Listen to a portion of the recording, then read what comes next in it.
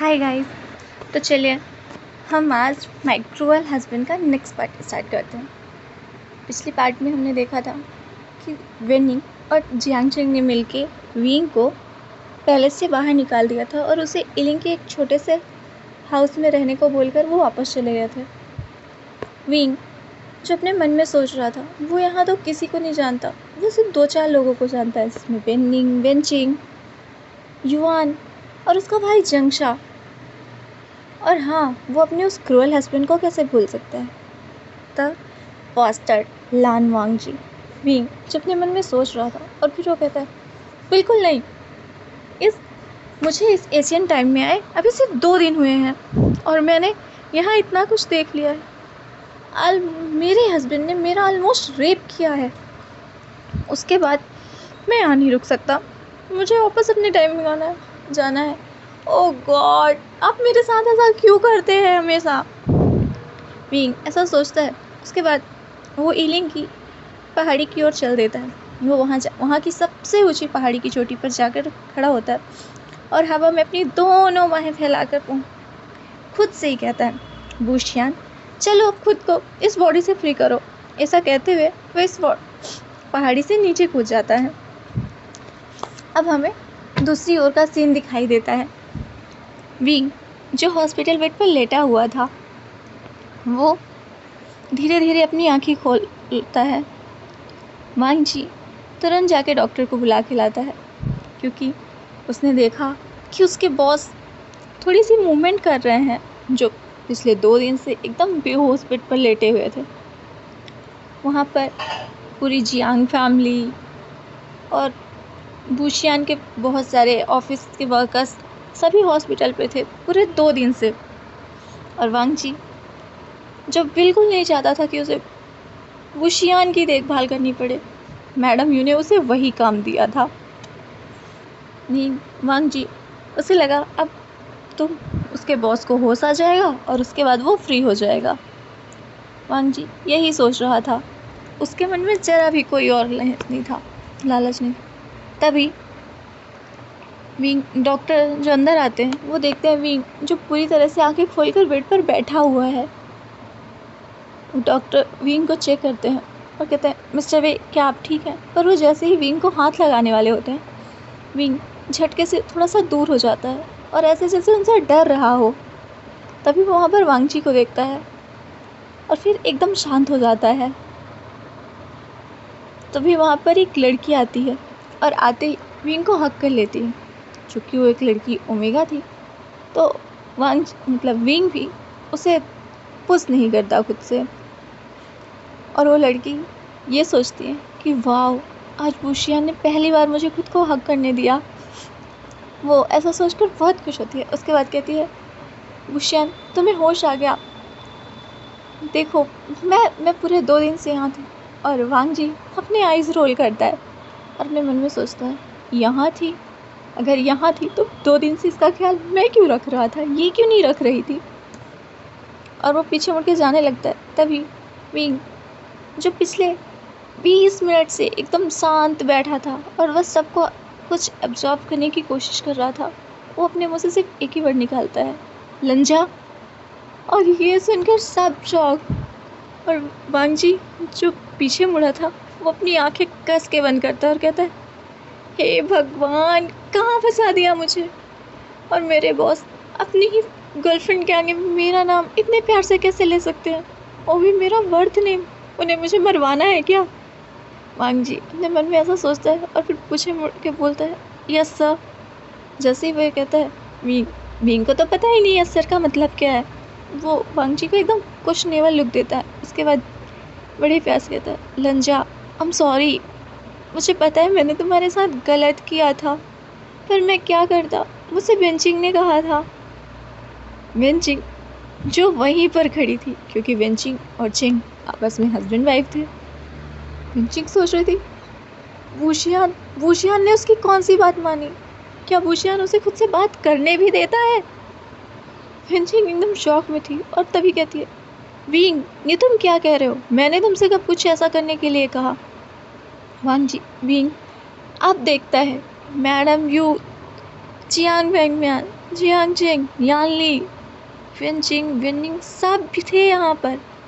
और विंग, जो कि मैडम यू को देखकर डर चुका था, उसके अंदर एक अजीब सा डर आ गया था। फिर वो मैडम जी से डरते हुए वांग जी को कहता है, लंजा प्लीज़ मेरे पास आओ। वांग जी, जो कुछ समझ तो नहीं पाता, पर विंग की आंखों में इतना डर देखकर वो विंग के पास चला जाता है। डॉक्टर, जो विंग से बातें कर रहे हैं, पर उन्हें भी समझ में नहीं आता मास्टर बी को हुआ क्या है, वो इतनी अजीब अजीब तरह से बातें क्यों कर रहे हैं। और वांग जी, जो विंग को देख रहा था कि विंग जिससे उसकी फैमिली डरती थी, वो विंग आज अपनी फैमिली से डर रहा है। तभी मैडम यू, जो विंग के पास आती है और बहुत ही प्यार से उसके सर पर हाथ रखती है। विंग की तो पूरी दुनिया ही मिल गई।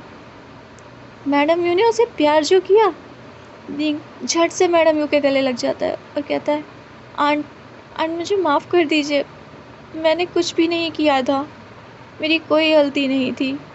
मैडम यू विंग को गले लगाती है और कहती है, विंग मुझे पता है तुम्हारी कोई गलती नहीं थी, बस कार का ब्रेक फेल था और हम इसका पता लगा लेंगे कि आखिर तुम्हारी कार के साथ ये गड़बड़ की किसने। तुम्हारी गलती नहीं है और मुझे पता है तुम्हारी गलती नहीं है। विंग, जिसे समझ में नहीं आया, कार ब्रेक ये क्या होता है भाई। उसके टाइम पे तो ना तो कार थी ना तो कार का ब्रेक। वो एकदम शॉक एक्सप्रेशन से मैडम यू के देखता है और बोलता है, आप क्या कह रही हैं आंट। मैडम यू, जो विंग की ओर देख रही थी, और फिर वो डॉक्टर से कहती हैं, इसका चेकअप करो, इसे क्या हुआ है। तभी वहाँ पर एक और पर्सन आता है, जो कि हमारे मतलब बुशियान का कभी बेस्ट फ्रेंड हुआ करता था। वो था वांग डेरिन। पर डेरिन जैसे ही वहाँ आता है, सबको एक और शौक लगता है। जैसे ही वो विंग के पास जाने को होता है, विंग तुरंत कहता है, तुम कौन हो और मेरे इतना करीब क्यों आ रहे हो, मेरे पास मत आओ, लंजा को बुरा लगेगा। अब शौक होने की बारी वांग जी की थी, मुझे क्यों बुरा लगेगा, भगवान मैं यहाँ क्यों फंस रहा हूँ। वांग जी, जो अपने ही मन में सोचे जा रहा था, ये मेरे साथ क्यों हो रहा है और ये क्या हो रहा है, आखिर बॉस को क्यों हुआ है और वो मेरी इतनी फिक्र क्यों कर रहे हैं। तभी वांग जी कहता है, मुझे बुरा नहीं लगेगा, ये आपके दोस्त हैं। वुशियन, जिसे ये बिल्कुल नहीं पता था कि वो इस वक्त एक ओमेगा बॉडी में नहीं, एक अल्फा बॉडी में है, वो वांग जी की ओर देखता है और कहता है, तुम्हें सच में बुरा नहीं लगेगा अगर मेरे पास कोई अल्फा आएगा तो। वांग जी उसकी ओर देखता है और कहता है, मुझे क्यों बुरा लगेगा अगर आपके पास कोई अल्फा आएगा या फिर कोई ओमेगा भी आएगा तो मुझे क्यों बुरा लगेगा। बस खुश रहिए, और मैं अब अपने घर जाना चाहता हूँ। तो बॉस, क्या मैं जा सकता हूँ। विंग तुरंत बिस्तर से उठ के नीचे खड़ा होने लगता है, जिसे डॉक्टर रोकने की कोशिश करते हैं कि वो अभी खड़ा नहीं हो सकता, वो अभी अच्छे से हील नहीं है। तभी वांगशू से पकड़ता है और कहता है, आप ये क्या कर रहे हैं। तो हुशियान तभी कहता है, तुम्ही ने तो अभी कहा हमें घर चलना है, अगर तुम घर जाना चाहते हो तो मैं भी तुम्हारे साथ घर चलूँगा, मुझे अंकल कुरैन से भी मिलना है। वांग जी अब शौक, इससे मेरे घर के बारे में कैसे पता और मेरे अंकल का नाम कैसे जानता है। वांग जी, उसे अपने आप पर गुस्सा आ रहा था, क्या उसका बॉस उसे सीक्रेटली उस पर नज़र रखता था, उसके बारे में इंफॉर्मेशन निकाली थी। वांग जी शॉकिंगली विंग की ओर देखता है और कहता है, आपको कैसे पता मेरे अंकल का नाम। विंग शांत होता है और कहता है, आपने ही तो मिलवाया था। विंग जो इतने इनोसेंटली जवाब दे रहा था, वांग जी इस वक्त बहुत गुस्सा था, पर वो विंग पर गुस्सा भी नहीं कर सकता क्योंकि विंग तो उसका बॉस है। विंग कुछ भी नहीं, वांग जी कुछ नहीं बोलता। तभी वो कहता है, आप डॉक्टर से बात करेंगे। विंग डॉक्टर्स की ओर देखता है, कहते हैं, इनसे। वांग जी कहता है, ये आपके कुछ चेकअप करेंगे। विंग ना तो चेकअप जानता था और ना ही कुछ, बस उसे इतना पता था, उसे जो भी करना है वो करना है जो वांग जी कहेगा। क्योंकि वांग जी उसका हस्बैंड है। विंग हाँ में सिर हिला देता है। डॉक्टर सारे मतलब जितने भी लोग थे वहाँ पर सबको बाहर निकालता है और विंग के चेकअप करते हैं। उसके बाद डॉक्टर बाहर आता है और बताता है कि मिस्टर बेबुशियन को कुछ भी याद नहीं है। उन्हें अगर कोई भी चीज़ बोलो वो बस उसमें एक ही नाम ले रहे हैं, लान वांग जी। उन्हें लास्ट टाइम क्या याद है, लान वांग जी। वो कहाँ थे, लान वांग जी। हर चीज़ में सिर्फ लान वांग जी। वो लान वांग जी के साथ थे, लान वांग जी को जानते। ये सुनकर उस लड़की चिंग शाओ को बहुत गुस्सा आता है और वो वांग जी का कॉलर पकड़ लेती है। कहती तुम यू बास्टर्ड ओमेगा, मुझे पता था ये सब तुमने ही किया होगा। तुमसे बिल्कुल नहीं देखा गया ना कि बेबुशियन मेरे करीब है और तुम जैसे ओमेगा सी ऐसी चीप हरकत करते हैं। वांग जी उसे भी गुस्सा आया और उसने कहा मिस चिंग शाओ, मैं आपसे पहले भी बोल चुका हूँ, मेरे और मिस्टर बेबुशियन के बीच कभी कुछ नहीं था और मैं उनसे पहली बार मिला हूँ, वो भी तब जब मैडम यू ने मुझे उनके टेक केयर करने के लिए कही। और अगर आप मिस्टर बेबुशियन को इतना ही प्यार करती थी तो आप तब तक कहाँ थी जब बेबुशियन की आपको टेक केयर की ज़रूरत थी। चिंग शाओ वांग जी को बहुत गुस्से में घूर रही थी और फिर वांग जी मैडम यू की ओर जाता है और कहता है मैम, मुझे नहीं पता यहाँ पर क्या हो रहा है और सर मेरा नाम क्यों ले रहे हैं, पर आई एम सॉरी मैम, मैं सर के करीब नहीं जा सकता और ना ही मुझे सर के पास जाना है। मैं पिछले 2 दिन से अपने घर तक नहीं गया हूँ, मैं अपने घर जाना चाहता हूँ। तभी डॉक्टर कहते हैं I am sorry mister Lan, but मुझे आपसे कहना पड़ेगा कि आपको मिस्टर वे की टेक केयर करनी होगी। हमें नहीं लगता वो आपके अलावा किसी और के पास साथ कंफर्टेबल होंगे। वांग जी कुछ भी बोलता उससे पहले मैडम कहती है ठीक है तुम जाओ, मैं भूषण का टेक केयर करूँगी। मैडम यू खुश शौक थी क्योंकि भूषण ने उन्हें गले लगाया था पहली बार। ये सब मैडम यू के लिए भी शॉकिंग था और शायद यान ली चिंग वो तो अपने शौक से बाहर ही नहीं आए थे, वो बस जो हो रहा था सब देख रहे थे।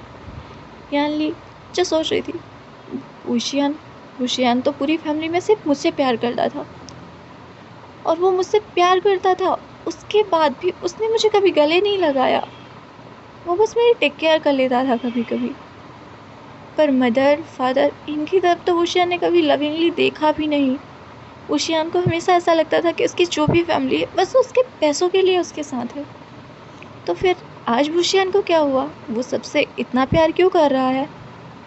मैं यानली फिर सोचती है शायद भूषण का इतना बड़ा एक्सीडेंट हुआ है और उसे पहली बार एहसास हुआ है कि पैसे से ज़्यादा फैमिली भी इम्पोर्टेंट होती है और शायद इसीलिए वो इतना प्यार कर रहा है। यानली अपनी सोच को कंट्रोल कर लेती, पर चेंग का सक्का कीड़ा तो बिल्कुल नहीं हटता। उसे पूरा यकीन था ये भूषण तो उसका भूषण नहीं हो सकता, पर वो एक चीज़ कहता है ये कोई भी हो पर उसे पसंद है, कम से कम पुराने भूषण की तरह अकड़ू तो नहीं है। इधर भूषण जो शांत बिस्तर पर बैठा था वो सोच रहा था अभी वांग जी आएगा और उस पर चिल्लाएगा कि आखिर उसने वो पानी में क्यों गया और क्या हुआ, और साथ ही वो पूरे रूम को भी देख रहा था यहाँ ये अजीब अजीब चीज़ें क्यों रखी हैं। उसके हीलर्स के यहाँ रूम में तो ऐसे नहीं होते थे, उसके यहाँ ऐसे कक्ष तो नहीं थे। क्या वांग जी ने उसे रखने के लिए कोई दूसरा कमरा बनवाया है, उसके लिए कक्ष बनवा दिया। क्या वांग जी उसे फिर से कैद करना चाहता है। विंग कुछ सोच ही नहीं पा रहा था और एक बार फिर सो जाता। अब हम देखते हैं वहाँ एशियन टाइम में हमारे विंग के साथ क्या हुआ। विंग जो पहाड़ी से कूदा तो था बड़े ही शान से कि वो पहाड़ी से कूदेगा और वो इस दुनिया को बाय बाय बोलकर अपनी दुनिया में चला जाएगा। कुछ 6-7 घंटे बाद उसे जब वो होश आया तो धीरे धीरे अंधेला हो रहा था और वो उठता है तो उसकी कमर में बहुत तेज़ दर्द था और वो कहता है गॉड, मैं तो दूसरी दुनिया में जाना चाहता था और आपने तो मुझे यहीं पे तोड़ के रख दिया। और फिर खुद से कहता है विभूषण ये क्या किया तुमने खुद के साथ, कम से कम तुम्हारे हाथ पैर तो सही सलामत थे, अब तो वो भी नहीं है, अब क्या करोगे। ऐसा बोलते हुए वो उसी फॉरेस्ट में चल रहा था। तभी वो देखता है उसे एक बहुत ही अच्छी जगह दिखती है। वो सोचता है इस फॉरेस्ट में ऐसी जगह, हाँ कम से कम मुझे अच्छी जगह तो मिली, वरना मुझे तो लगा था उस लानवांगजी के महल से निकलने के बाद उसे उस छोटे से खंडहर जैसे घर में ही रहना पड़ेगा। मीन जिस पूरे जगह को देख रहा था, वो जगह बहुत खंडहर जैसे लग तो रही थी, पर वो घर जो इतना डरावना था, बीइंग को उसमें इंटरेस्ट आ रहा था, और आता भी कैसे नहीं। आखिर वो शियान यहाँ था ही मल्टी टैलेंटेड, उसे ऐसे ही काम करने में तो मज़े आते थे। वो उस पूरी जगह को बहुत अच्छे से देखता है और वो उस जगह की पूरी छानबीन भी करता है। तब तक रात भी हो चुकी थी। वो शियान जो सोचता है वो आज रात इसी जगह पर रुकेगा और कल वो जाएगा वापस से ईलिंग शहर में और उस जगह पे रहेगा जहाँ उसे जियांगजेंग ने रखा है। आखिर भी उसे कुछ खाना पीना भी तो है। वो अमीन जो आसपास के जंगल से कुछ फ्रूट्स इकट्ठे करता है, उन्हें खाता है और सो जाता है। हम नेक्स्ट मॉर्निंग का सीन बीइंग जो चलते चलते थक चुका था और उसे उस जंगल से निकलना था। बहुत टाइम बाद, ऐसा कह सकते हैं कि दोपहर भी ख़त्म होने की करीब थी, तब जाके वो उस जंगल से बाहर आता है और कहता है, हाँ मुझे नहीं पता था ये इतना दूर पहुंच गया। मैं तो पहाड़ी से कितना नीचे कूदा था, पास में ही थी और मुझे वहाँ पहुंचा दिया। फिर वो ऊपर आसमान की ओर देखता है और कहता है, गॉड तुमने मेरे साथ ये सब कुछ जानबूझ के किया है ना, क्योंकि तुम जानते थे मैं तुम्हें कभी नहीं मानता था, इसलिए तुमने मुझे टाइम टेबल करा के यहाँ पहुँचा दिया। फिर मीन कुछ खाने का सामान लेता है, उन्हें खाता है। देन वो लोगों की बातें सुनने लगता है। आसपास के लोग, जो आम जनता थी, वो उसके किंग की कितनी बुराइयां करती है। मीन जो अपने मन में सोचता है, किंग की इतना बुरा है, वेनिंग ने तो मुझे कहा किंग सिर्फ मेरे साथ बुरा था, पर मुझे तो लगता है वो बास्टर्ड सबके साथ ही ऐसा है। तभी वहाँ पर एक पर्सन कहता है, ये सब कुछ उस मिस्ट्रेस बी बुशियान की वजह से हो रहा है। अगर ना वो हमारी किंग की लाइफ में आता, ना ही किंग की लाइफ बर्बाद होती। किंग तो उसके प्यार में ऐसे पागल है कि वो तो अपना राजकाज ही भूल गए।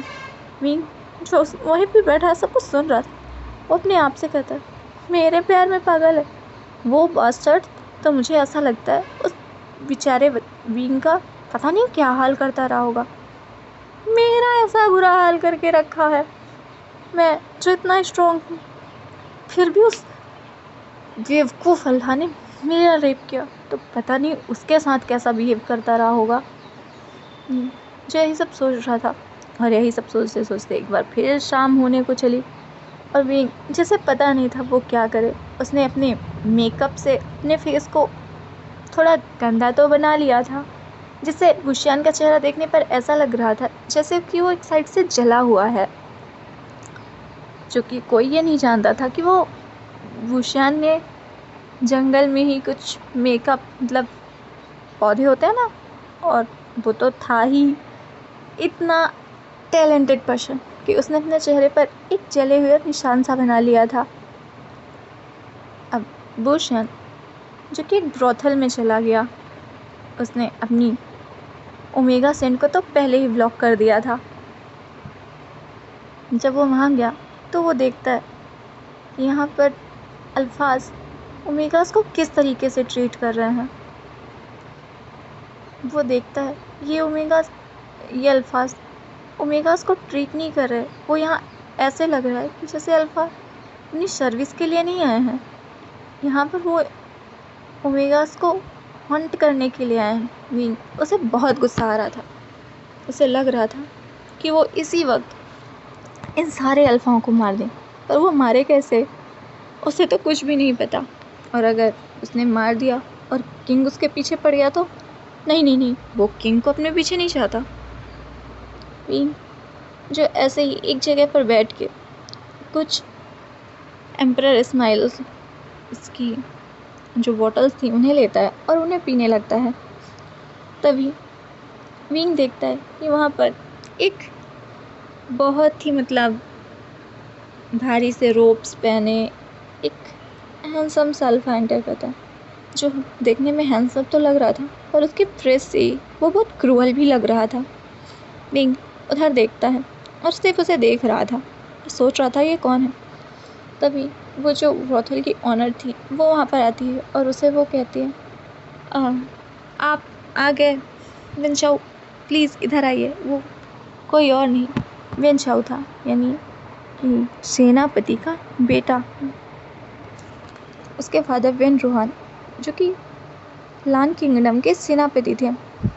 विंचाओ वहाँ पर बैठता है, फिर वो बैठने की बजाय एक पर्सनल रूम की डिमांड करता है। वो जो ब्रोथल की ऑनर थी वो भी विंचाओ को उसके एक पर्सनल रूम की ओर ले जाती है और विंग, जिसका मन अब शराब पीने से कहीं ज़्यादा ये जानने में लगा था कि आखिर ये पर्सन यहाँ पर कर क्या रहा है, क्योंकि विंग इस पर्सन को बहुत अच्छे से जानता था। हाँ, वो इस दुनिया के इस पर्सन को बिल्कुल नहीं जानता था, पर अपनी दुनिया में वो हापिंग को बहुत अच्छे से जानता था और वो जानता था कि हापिंग एक अच्छा पर्सन है। पर हापिंग जो स्माइल थी उसकी यहाँ इतनी क्रूअल्टी देखकर विंग को बड़ा बुरा लग रहा था और इसीलिए वो इस पर्सन का पीछा भी करता है। पर वो देखता क्या है, इस पर्सन की लैब में एक ओमेगा है। फिर ये ओमेगा आया कहाँ से? अभी तो ओमेगा बाहर से तो नहीं आया। तभी विंग उनकी बातें सुनता है। विंचाओ जो उस ओमेगा से कह रहा था, याऊ, मैंने तुम्हें वहाँ पर इसलिए नहीं भेजा कि तुम उस लान वांगजी की एक कॉन्क्यूबाइन बनकर बैठे रहो। मैंने तुम्हें वहाँ भेजा है ताकि तुम उस लान वांगजी पर नज़र रखो, वो हमारे खिलाफ कुछ कर तो नहीं रहा। तभी मैं क्या कहता है, मैंने बहुत कोशिश की है राजकुमार। तो लान वांगजी उस बी बुशियान के अलावा किसी और ओमेगा को अपने नज़दीक ही नहीं आने देता। तभी विंचाओ कहता है, वो मेरी बहन को अपने करीब आने देता है। अगर वो मेरी बहन के करीब गया नहीं होता तो उसका बच्चा कहाँ से होता? तभी मिंग्याओ कहता है, वही तो मैं भी सोच रहा हूँ। सिर्फ विंचिंग से एक बच्चा और उसके बाद लान वांगजी उसके करीब नहीं जाता, उसे कभी अपने करीब नहीं आने देता। आपको नहीं लगता राजकुमार कुछ तो गड़बड़ है? विंचाओ कहता है, याओ, मैंने तुमसे कितनी बार कहा है, विंचिंग मेरी बहन है और वो हमारी ही साइड पर है, वो हमें धोखा नहीं देगी। मैं बस इतना चाहता हूँ लान वांगजी हमेशा हमारे काबू में रहे। मिंग्याओ हाँ मैं अपना सर हिलाता है। उसके बाद वो दोनों मतलब विंचाओ और मिंग्याओ एक दूसरे को किस करने लगते हैं। विंग अपनी आंखें बंद करता है और वहाँ से निकल जाता है और फिर कहता है, लान वांगजी सेनापति के खिलाफ क्यों जाएगा? और वैसे भी सेनापति तो वही करेगा जो लान वांगजी चाहेगा। तभी विंग जो छुपकर वहाँ से जा रहा था वो एक ओमेगा से टक्कर खा लेता है और वो ओमेगा उससे माफ़ी मांगता है। विंग उसे कहता है कि उसकी कोई गलती नहीं है, विंग की ही गलती है क्योंकि वो इस तरह से जा रहा था और उसने ध्यान नहीं दिया। वो ओमेगा भी बोलता है कि नहीं, उसकी भी कोई गलती नहीं है। तभी वहाँ पर एक पर्सन आता है जो कि उस ओमेगा को खींचकर अपने साथ ले जाने लगा। विंग को ये बर्दाश्त नहीं हुआ क्योंकि उसने अभी अभी इस ओमेगा से बात की। वो कितना शांत था, कितना पोलाइट था। विंग उस अल्फा से फाइट करता है और विंग जीत भी जाता है और वो उस ओमेगा को अपने साथ लेकर वहाँ से भाग जाता है। उस ब्रोथल की जो ऑनर थी उसे बहुत गुस्सा आता है और वो जाकर इसकी शिकायत विंचाओ से भी करती है कि वो ओमेगा जिसे विंचाओ ने यहाँ लाया था उसे कोई अल्फ़ा, क्योंकि उसे नहीं पता था कि वो अल्फ़ा था या ओमेगा था या बीटा था, इसलिए वो विंचाओ से ये कहती है कि उस ओमेगा को कोई अल्फ़ा लेकर यहाँ से भाग गया है। फिर हम इधर देखते हैं लान वांगजी जो अपने महल में बहुत परेशान था और वो शुयांग से कह रहा था, आखिर ऐसा कैसे हो सकता है कि बी बुशियान गायब हो गया? वो लान किंगडम से बाहर तो नहीं जा सकता, तो वो कहाँ गया? उसे ढूंढो। शुयांग जो वांगजी को बताता है, नहीं, ऐसा नहीं है कि हम कुछ और कह रहे हैं, पर किंग आप खुद सोचिए, पूरी सेना ने पूरे महल को ढूंढ दिया, पर बी बुशियान कहीं नहीं मिले, तो आप ऐसा कैसे कह सकते हैं कि बी बुशियान को ढूंढें हम? तभी वांगजी कहता है तुम अच्छे से जानते हो अगर ब्यूशन बेंस के हाथ लग गया तो क्या होगा। वो बेन चाओ उसकी तो पहले से ही गंदी नज़र है ब्यूशियन पर, और ब्यूशियन कभी नहीं मानेगा क्योंकि उसके अंदर सिर्फ मुझसे नफ़रत है। वो मुझसे नफ़रत करता है और उसके अंदर मेरे लिए इतनी नफ़रत है कि वो गलत हाथों में भी चला जाएगा। वो मेरे खिलाफ जाने के लिए कुछ भी करेगा। तभी शुआंग कहता है किंग आपको ऐसा क्यों लगता है कि ब्यूशियन सिर्फ आपके खिलाफ ही जाएगा। हो सकता है मास्टर भी आपके लिए भी कभी कोई कदम उठाए। तभी वांगजी आता है वो क्या कर सकता है, उसे तो फाइटिंग भी नहीं आती। मैंने कितनी कोशिश की कि वो फाइट बैक करे, पर ब्यूशियन कभी मेरी नहीं सुनता। उसे हमेशा मेरा किया हुआ हर काम गलत लगता है और लोग उसके साथ इतना गलत करते हैं फिर भी वो सहता रहता है। तो गाइस आज के लिए इतना ही, हम मिलते हैं नेक्स्ट पार्ट में। Bye bye.